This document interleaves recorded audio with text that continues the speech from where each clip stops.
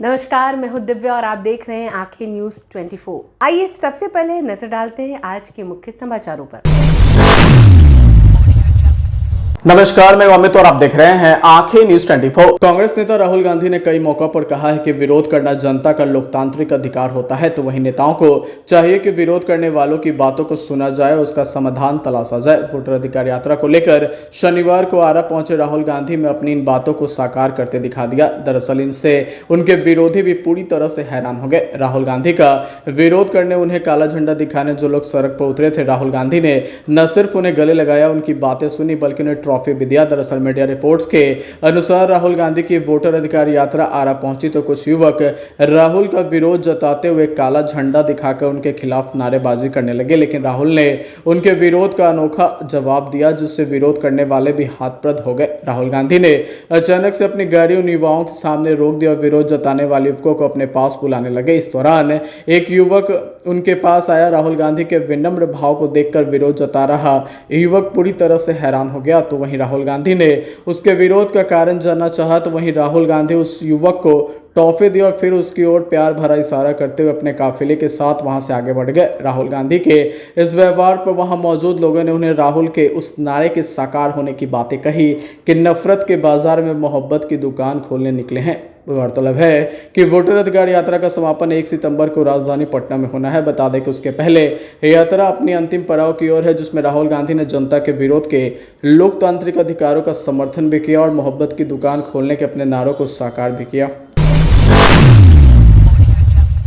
नमस्कार, मैं अमित और आप देख रहे हैं आंखें न्यूज 24। केंद्रीय गृह राज्य मंत्री नित्यानंद राय ने विपक्ष पर जमकर हमला बोला है। आगे उन्होंने कहा कि बिहार सीता मैया की धरती है। सीता मैया की धरती पर माता का अपमान बहुत बड़ा नीचता और दुष्टता को दिखाता है। वहीं आगे उन्होंने कहा कि कांग्रेस और राजद के लोगों ने बिहार की मर्यादा और वैभव को पूरी तरह से तार तार कर दिया है। ये पूरी तरह से निंदनीय है। देश के प्रधानमंत्री की दिवंगत मां को लेकर जिस तरह से विपक्ष के द्वारा अपमान किया गया वो ठीक नहीं है। उन्हें इसके लिए माफी मांगनी चाहिए। और क्या कुछ कह रहे हैं, आइए आपको सुनवाते हैं। बिहार सीता मैया की धरती और सीता मैया की धरती पर माता का अपमान, यह बहुत बड़ी नीचता है, दुष्टता है। माननीय प्रधानमंत्री जी की माता को गाली देकर बिहार को और बिहार के वैभव को कल आरजेडी कांग्रेस वालों ने तार तार कर दिया। वह माता को गाली दिलवाए आरजेडी के लोगों ने, कांग्रेस के लोगों ने। आरजेडी के नेता बार बार और कांग्रेस के नेता कभी प्रधानमंत्री जी को तो कभी प्रधानमंत्री जी की माता जी को इस तरह के आपत्तिजनक शब्दों के साथ उनको अपमानित करते हैं। यह बहुत ही अशोभनीय और घोर निंदनीय है। ऐसी मां को गाली देना, जिस मां ने बचपन में दूसरे के घर में काम कर, पानी भरकर, बर्तन धोकर अपने बाल बच्चों का पालन पोषण किया और एक उदाहरण बनी, उस मां को गाली देना, उस मां को गाली दिया गया जिस मां ने एक शेर पुत्र को पैदा कर इस भारत की शक्ति को, शौर्य को, सम्मान को दुनिया में ऊंचा किया। उस मां को गाली जिस मां ने वैसे पुत्र को जन्म दिया,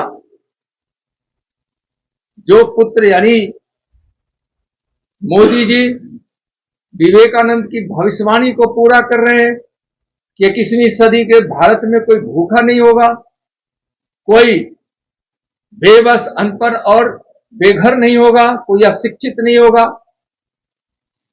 उस मां को गाली जिस मां ने एक वैसे पुत्र को जन्म दिया जो भारत से गरीबी मिटा रहे हैं। आज उस मां को गाली दे रहे हैं जिसने विकास के भगीरथ को पैदा किया है, उस मां को गाली दे रहे हो आरजेडी या कांग्रेस वाले, जो माने एक ऐसा इस देश को चौकीदार दिया है जो राजनीति में और शासन में भ्रष्टाचार को समाप्त किया है, उस मां को गाली दे रहे हैं। हमारे भारत की संस्कृति में, संस्कार में मां का स्थान, देवी का स्थान होता है। हम तो भगवान का भी नाम लेते हैं तो उसके पहले हम मां का नाम लेते हैं। राम के पहले सीता का, कृष्ण के पहले राधा का, शंकर के पहले पार्वती का, और कहा गया है कि जहां माता का अपमान हो वहां विनाश होता है। अपमान करने वाले का विनाश निश्चित है। तेजस्वी जी और राहुल जी, आप रिहर्सल कराकर गाली सुनवाते हैं हमारे प्रधानमंत्री जी के माता जी को। सीता मां की धरती पर यह कतई बर्दाश्त नहीं होगा। कल कितने गरीब मां भूखे सोई होगी, इसलिए सोई होगी कि गरीब मां का बेटा या भूखा नहीं सोता है। नरेंद्र मोदी जी अपने संकल्प को पूरा किए हैं कि हम किसी गरीब मां बाप के बेटे बेटियों को हम भूखा नहीं सोने देंगे। उस मां को आप गाली दे रहे हो।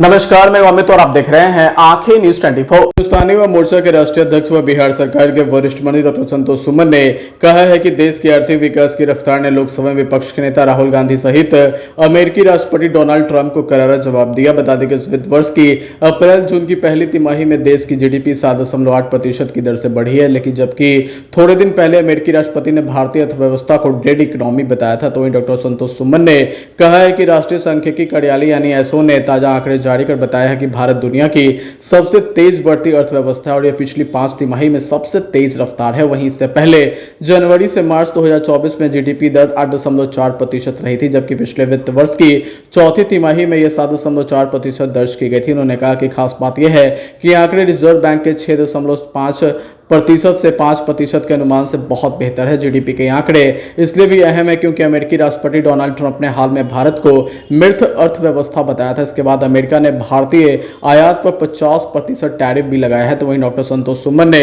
आगे कहा कि इस ताजे आंकड़े के बाद राष्ट्रपति डोनाल्ड ट्रंप के बयान पर जश्न मनाने वाले नेता प्रतिपक्ष राहुल गांधी सहित कांग्रेस व अन्य विपक्षी पार्टियों की बोलती पूरी तरह से बंद हो गई है। उन्होंने कहा कि अर्थव्यवस्था की मजबूती और रफ्तार से स्पष्ट है कि देश आज कुशल हाथों में पूरी तरह से सुरक्षित है। समाचारों में वक्त हो चला एक छोटे से अंतराल का। पटना में कई वर्षों से शिक्षा में अहम योगदान दे रहा है Gyansthali high school Alamganj Patna city, जहां 10वीं और 12वीं की बोर्ड परीक्षाओं में 100% अंक प्राप्त कर रहे हैं बच्चे। एक ऐसा स्कूल जहां न केवल होती है पढ़ाई बल्कि साथ ही साथ होती है कल्चरल एक्टिविटी, स्पोर्ट्स एक्टिविटी से जुड़े गेम्स, मैथ ओलंपियाड से लेकर साइंस ओलंपियाड, जहां बच्चों के लिए स्कूल कैंपस अत्याधुनिक सुविधाओं से लैस, छोटे बच्चों के लिए वाहन और ट्रांसपोर्ट की विशेष सुविधा। तो देर किस बात की, आज ही कराएं अपना नामांकन Gyansthali high school Alamganj Patna city में, जहां नामांकन की प्रक्रिया जारी है। संपर्क करें पुलिस चौकी Alamganj main road near Alamganj थाना पटना बिहार 800007। समाचारों में आपका फिर से स्वागत है। नमस्कार, मैं अमित और आप देख रहे हैं आंखें न्यूज 24। लोजपा रामविलास के सांसद अरुण भारती और प्रदेश अध्यक्ष राजू तिवारी ने पटना में प्रेस कॉन्फ्रेंस किया। इस दौरान दोनों नेताओं ने नव संकल्प महासभा को लेकर जानकारी दी। जमुई सांसद अरुण भारती ने बताया कि नव संकल्प महासभा की शुरुआत आरा से हुई थी। अब 4 सितंबर को सुबह 11 बजे मुजफ्फरपुर में इसका आयोजन होगा, जिसमें राष्ट्रीय अध्यक्ष चिराग पासवान जनता को संबोधित करेंगे। बता दें कि इस दौरान वे बिहार फर्स्ट, बिहारी फर्स्ट और विकसित बिहार की रूपरेखा पर अपनी योजना और रणनीति भी सामने रखेंगे। तो वहीं 243 विधानसभा सीटों पर चुनाव लड़ने की तैयारी को लेकर अरुण भारती ने कहा कि पार्टी सभी सीटों पर मजबूती से तैयारी कर रही है। हालांकि अंतिम फैसला एनडीए के घटक दलों के बीच सहमति बनने पर ही लिया जाएगा। सीट शेयरिंग को लेकर उन्होंने कहा कि पांचों घटक दलों के बीच सम्मानजनक समझौता होना चाहिए। समानता नहीं होने पर यह गठबंधन के लिए सही नहीं होगा। तो वहीं मीडिया में चल रही खबर कि 20 सीटों पर पार्टी के चुनाव लड़ने की चर्चा को लेकर उन्होंने फेक न्यूज करार दिया है। तो वहीं विपक्ष के वोटर अधिकार यात्रा को निशाने पर लेते हुए अरुण भारती ने कहा कि यात्रा केवल राहुल गांधी और तेजस्वी यादव का कार्यक्रम बनकर रह गया है। प्रधानमंत्री नरेंद्र मोदी को लेकर अब शब्द प्रयोग किए जाने पर उन्होंने कहा कि बेहद ही निंदनीय है। तेजस्वी यादव का हालिया बयान जंगल राज की याद दिलाता है, जब गोली और बम से उड़ाने जैसी भाषा का इस्तेमाल होता था। उन्होंने कहा कि कांग्रेस और राजद का इतिहास ऐसे शब्दों से पूरी तरह से भरा पड़ा है। नमस्कार, मैं अमित और आप देख रहे हैं आंखें न्यूज 24। वोटर अधिकार यात्रा के समापन के बाद पटना पहुंचे सपा सुप्रीमो अखिलेश यादव ने बीजेपी पर जमकर निशाना साधा। उन्होंने कहा कि ये वही बीजेपी है जो खुद को विश्व गुरु बनाने की कोशिश कर रही थी, लेकिन अमेरिका ने उनके मुंह पर टैरिफ लगा दिया। हालांकि उन्होंने कहा कि अमेरिका के साथ संबंध अच्छे हो, इसका वकालत किया। तो वहीं 2 दिन पहले प्रधानमंत्री नरेंद्र मोदी के दिवंगत मां पर दिए गए विवादित बयान को लेकर प्रधानमंत्री हो या किसी भी महिला या मां के खिलाफ ऐसे नहीं बोल सकते, ये सही नहीं है। उन्होंने कहा कि चुनाव SIR को लेकर है। तो वहीं आगे अखिलेश यादव ने कहा कि SIR के बहाने ये वोट की डकैती करना चाहते हैं। आखिर SIR क्यों? आज SIR के जरिए वोट देने का अधिकार छीन लेना चाहते हैं। कल जाति प्रमाण पत्र और फिर राशन कार्ड छीन लेंगे, लोगों को सड़क पर ले आएंगे। उन्होंने कहा कि भारतीय जनता पार्टी चुनाव आयोग के पीठ पर बैठकर चुनाव लड़ना चाहती है। चुनाव आयोग जुगारू आयोग हो गया है और चोरी पर चोरी कर रहा है। जहां भाजपा को 36% वोट आता था, वहां 70% से अधिक वोट आ गया है। कह सकते हैं कि वर्दी पहन करके वोट डाले गए, लेकिन लोगों ने वहां जागरूक होकर वोट किया। अखिलेश यादव ने कहा कि बीजेपी का मुख्य मकसद जरूरी मुद्दों से देश को भटकाने का है, चाहे रोजगार, पलायन, किसानों की आय दोगुनी करने का हो। वह नहीं चाहते कि लोग इस पर बात करें। तो वहीं यूपी में किसानों का आय दोगुना नहीं हुआ, यहां भी यही बात कर रहे हैं। नमस्कार, मैं अमित और आप देख रहे हैं आंखें news 24। Hero Asia cup Rajgir Bihar 2025 का दूसरा दिन रोमांच से भरा रहा, जब पूल बी के मुकाबले सुर्खियों में छा गए। बता दें कि दर्शकों ने 2 यादगार मैच देखे। पहला जबरदस्त गोलों की बारिश वाला और दूसरा एक रोमांचक रणनीति जंग जो अंतिम क्षणों तक संघर्षपूर्ण रहा। बता दें कि बांग्लादेश ने चीनी ताइपेई पर 8-3 की शानदार जीत दर्ज की, लेकिन स्कोर लाइन पूरी तरह नहीं बताई। बता दें कि हाफ टाइम तक मुकाबला 2-2 पर बराबरी पर था और चीनी ताइपेई ने जबरदस्त उजारूपन दिखाया, लेकिन दूसरे हाफ में बांग्लादेश ने आक्रामक खेल का तूफान ला दिया और 6 गोल दागकर टूर्नामेंट की अपनी पहली जीत हासिल कर ली। वहीं दिन का दूसरा मुकाबला पूल बी की एक क्लासिक भिड़ंत थी, जिसमें कोरिया और मलेशिया आमने सामने थे। तो वहीं हाफ टाइम तक स्कोर 1-1 के बराबरी पर था, लेकिन दूसरे हाफ में मलेशिया ने अपने मौके पर बेहतरीन इस्तेमाल करते हुए 3 गोल दागे और 4-1 से बड़ी जीत दर्ज की। बता दें कि नतीजा पूल बी की अंक तालिका के लिए अहम साबित हो सकता है, क्योंकि मलेशिया ने खुद को गंभीर दावेदार के रूप में पेश किया। तो वहीं मीडिया रिपोर्ट्स के अनुसार रविवार को दिन के 1 बजे चीन बनाम कजाकिस्तान और 3 बजे जापान बनाम भारत के बीच खेला जाएगा। बता दें कि hero Asia cup Rajgir Bihar 2025 अब और भी रोमांचक होता जा रहा है। मेजबान भारत और जापान की टक्कर होगी, जो निसंदेह टूर्नामेंट का एक और ब्लॉकबस्टर मुकाबला साबित होगा। अगर आपने अभी तक हमारे चैनल को सब्सक्राइब नहीं किया है तो हमारे चैनल को जल्द से जल्द सब्सक्राइब करें, लाइक करें और शेयर करें।